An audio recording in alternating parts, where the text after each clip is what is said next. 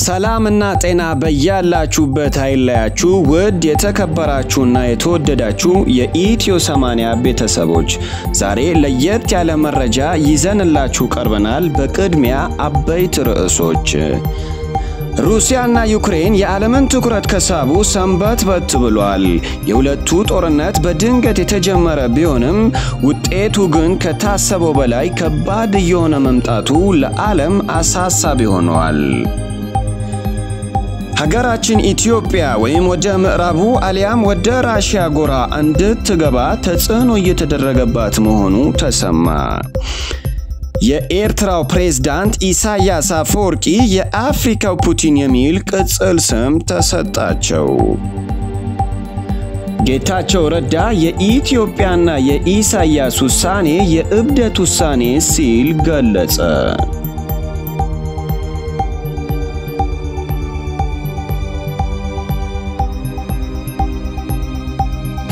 በመቀጠል ዝርዝር ወደ ያዝንላችሁ መረጃ እናልፋለን። ሩሲያና ዩክሬን የዓለምን ትኩረት ከሳቡ ሰንበት ብሏል። የሁለቱ ጦርነት በድንገት የተጀመረ ቢሆንም ውጤቱ ግን ከታሰበው በላይ ከባድ እየሆነ መምጣቱ ለዓለም አሳሳቢ ሆኗል። በዓለማችን አስፈሪና ኃያላን ሀገራት መካከል አንዷ የሆነችው ራሺያ ከዩክሬን ጋር የጀመረችው ወታደራዊ ዘመቻ እንዳሰበችው እየሄደላት ባለመሆኑ ጉዳዩ የበለጠ አሳሳቢ እንዲሆን አድርጎታል። ሩሲያ እንደ ምኞቷ የማይሄድላት ከሆነ የሰው ልጅ አይቶት የማያውቀውን አስፈሪና ከባድ የጦር መሳሪያዎቿን ልትጠቀም እንደምትችል ተነግሯል። ከቀናት በፊት የሩሲያው የውጭ ጉዳይ ሚኒስቴር ሰርጂዮ ላቭሮቭ እንደገለጹት ሶስተኛው የዓለም ጦርነት በኒውክሌር የታገዘ እጅግ አውዳሚ ነው ሲሉ ከወዲሁ ቁጣ አዘል ንግግር አስተላልፈዋል። ከወዲሁ ራሺያ ትላንትና ዛሬ ከነበረው ጠንከር ያለ ወታደራዊ እርምጃ ወስዳለች። ስሙን ያልተገለጸ አንድ የዩክሬን ከተማ ሙሉ በሙሉ መቆጣጠሯን ይፋ አድርጋለች። የዩክሬን ፕሬዝዳንት በበኩላቸው እየታገልን ነው፣ አንሸነፍም ሲሉ በተባበሩት መንግስታት አዳራሽ አስጨብጭበዋል። ሩሲያ ላይ የተጀመረው ዓለም አቀፍ ዘመቻ አሁን ላይ በአውሮፓና አሜሪካ ላይ የሚኖሩ ራሺያውያን ንብረት ወደ መቀማት አድጓል። ይህ በእንዲህ እንዳለ ሩሲያዊው ቢሊዮነር ሮማን አብራሞቪች ክለባቸውን ቼልሲን ለመሸጥ መገደዳቸውን ገለጹ። ቢሊዮነሩ አብራሞቪች በፕሪሚየር ሊጉ ክለብ ድረገጽ ላይ ባወጡት መግለጫ በጣም ከባዱንና አሳማሚውን ውሳኔ መወሰናቸውን ገልጸዋል። ሩሲያዊው ምንም አይነት ብድር እንዲመለስ ያልጠየቁ ሲሆን የሽያጭውም ገቢ ለጦርነት ተጎጂዎች ይውላል ሲሉ ገልጸዋል። ሩሲያ በዩክሬን ላይ ከፈጸመችው ወረራ በኋላ አብራሞቪች ቅዳሜ ዕለት እንዳሳወቁት የቼልሲን ኃላፊነትና ተጠሪነት ለፋውንዴሽኑ እንደሚሰጡ መናገራቸው አይዘነጋም።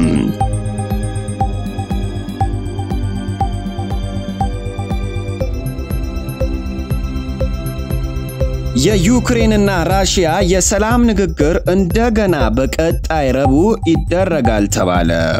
በሩሲያና ዩክሬን መካከል የሚደረገው የሰላም ንግግር በመጪው ረቡዕ እንደሚቀጥል የሩሲያ መንግስት የዜና ወኪል ታስክ ዘግቧል። የኛ ልዑካን ውይይት ለመቀጠል ዝግጁ ይሆናሉ በማለት የዩክሬን ቃል አቀባይ ዲሚትሪ ፔስኮቭ ተናግረዋል። ከዩክሬን ድንበር ብዙም ሳይርቅ በቤላሩስ የተደረገው የመጀመሪያ ዙር ውይይት ምንም አይነት ውጤት አለማምጣቱ ይታወሳል። ሀገራችን ኢትዮጵያ ወደ ምዕራቡ አሊያም ወደ ራሺያ ጎራ እንድትገባ ተጽዕኖ እየተደረገባት መሆኑ ተሰማ። በተባበሩት መንግስታት ድርጅት የውሳኔ ሂደት አልሳተፍም ማለቷ መዘዝ እያመጣባት ነው ሲል ተገለጸ።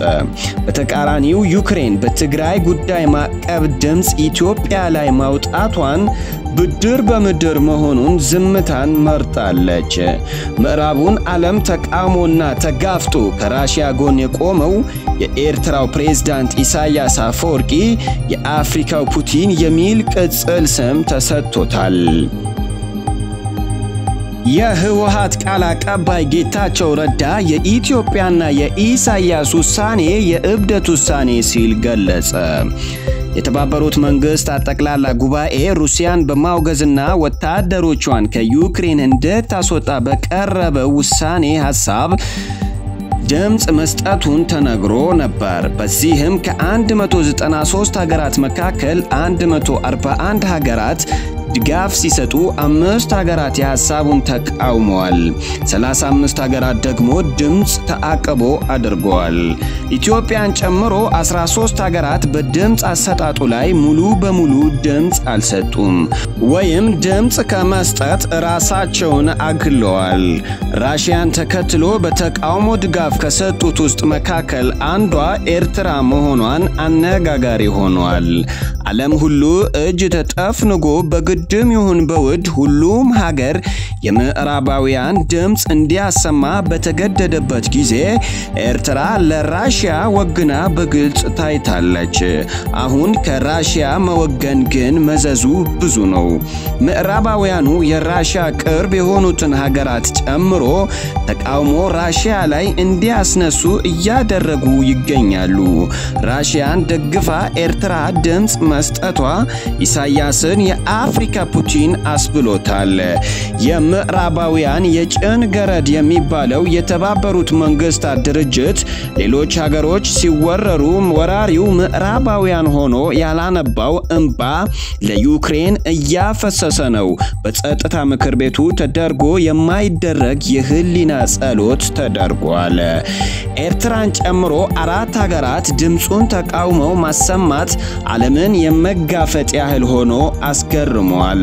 ለምዕራባውያን ማዕቀብ ያልተንበረከከው ኢሳያስ አፈወርቂ የምዕራባውያኑ የልብ ትርታ እያዳመጠ ይገኛል። ምዕራባውያኑ ሩሲያን ደግፈው የሚቆሙ ሀገራት ከባድ ቅጣት ይጠብቃቸዋል የሚል ዛቻ እያሰሙ ነው።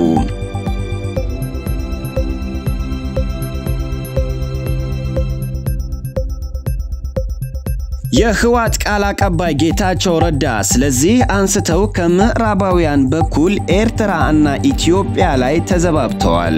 ጌታቸው ረዳ በትዊተር ገጹ ላይ የሰጠው መረጃ 141 ሀገር ራሽያን ተቃውመው ኤርትራ መደገፏ ከኤርትራ የሚጠበቅ ባህሪ ነው ሲል ስድብ አዘል ንግግር ተናግሯል።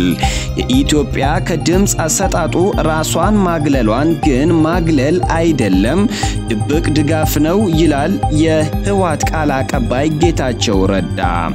የህወሓት ቃል አቀባይ ጌታቸው ረዳ አክሎም ይሄ የለየለት እብደት ነው ሲል ተናግሯል። ይህ በእንዲህ እንዳለ የዩክሬን ሲቪሊያን በቻሉት አቅም የሩሲያን ወታደሮች ለማጥቃት እየሞከሩ ይገኛሉ። የዩክሬን ወታደሮች ፈንጂ በጠርሙስ ቤት ውስጥ እንዴት እንደሚሰራም በማስተማር ላይ ናቸው። ውድና የተከበራችሁ የኢትዮ 80 ቤተሰቦች ለዛሬ ያዝንላችሁ መረጃ የእስካሁኑ ነበር። ለቻናላችን አዲስ ከሆናችሁ ቻናላችንን ሰብስክራይብ በማድረግ የደውል ምልክቱን ይጫኑ። በያላችሁበት ቸር ያኑራችሁ። መልካም ቆይታ።